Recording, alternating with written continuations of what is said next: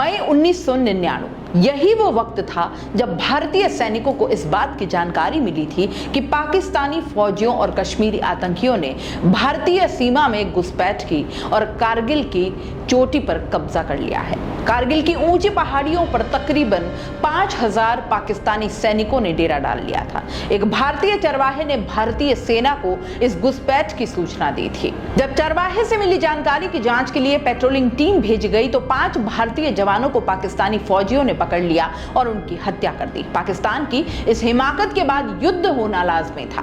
पाक समर्थित आतंकियों और पाकिस्तानी सैनिकों ने लाइन ऑफ कंट्रोल यानी भारत पाकिस्तान की वास्तविक नियंत्रण रेखा को पार कर उन भारतीय चौकियों पर कब्जा करना शुरू कर दिया जिन्हें भारतीय सेना सर्द मौसम में खाली कर दिया करती थी। पाकिस्तान ने भारत से किए सीमा समझौते को तोड़ दिया और तभी हिंदुस्तान की तत्कालीन सरकार ने पड़ोसी मुल्क को सबक सिखाने का फैसला किया था।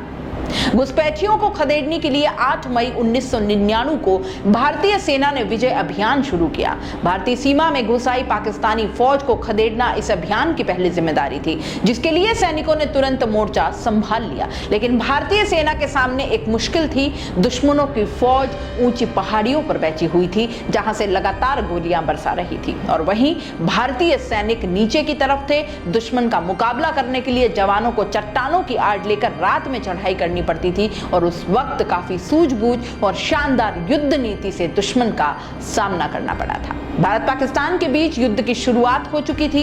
पाकिस्तान के तत्कालीन सेना प्रमुख परवेज मुशर्रफ उस वक्त ये सोचते थे कि अगर उनके सैनिकों ने कारगिल पर कब्जा कर लिया तो सियाचिन की सप्लाई कट जाएगी और भारत की सेना को सियाचिन से बाहर निकलने पर मजबूर कर देंगे। मगर परवेज मुशर्रफ की ये चाल नाकाम हुई। लेह लद्दाख को भारत से जोड़ने वाली सड़क पर नियंत्रण करना घुसपैठियों का असल मकसद था, लेकिन भारतीय जाबाजों ने पाकिस्तान के मंसूबों पर पानी फेर दिया।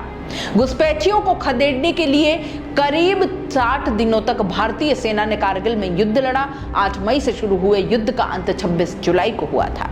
भारतीय सेना ने युद्ध के दौरान पाकिस्तान का मनोबल पूरी तरह से तोड़कर रख दिया।